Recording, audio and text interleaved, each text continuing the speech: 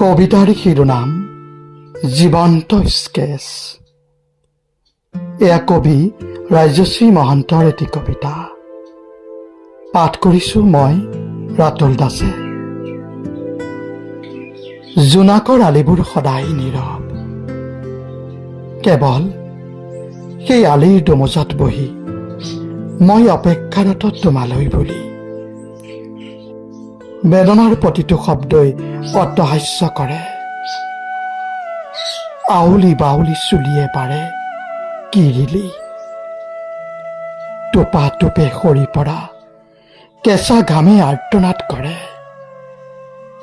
দেহৰ জয়াৰুটোৱে জীৱন সিন্ধুত ডুবি চিঞৰে। হাতৰ আঙুলিবোৰে আকৌ কি যে বিভৎস খেলে, তোমাৰ বাসনাত দেহৰ শিৰাবোৰ একোটা অক্টোপাছই সাবটি ধৰে। এটা শব্দৰ আলিংগন, আৰু সেই আলিংগনে জীৱন্ত স্কেচ হৈ মোৰ দুচকুত লুটুক বোৱাই সমুদ্ৰৰ সৃষ্টি কৰে। কিন্তু হেঁপাহবোৰ প্ৰস্ফুটিত হৈ বিষাদৰে ৰংবোৰ লুকাই যায়।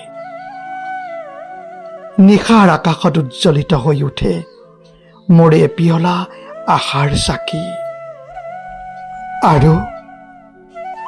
আৰু জীৱনে লিখে দিগন্তৰ বিশাল নীলাত নতুন স্বৰলিপি, নতুন স্বৰলিপি, স্বৰলিপি।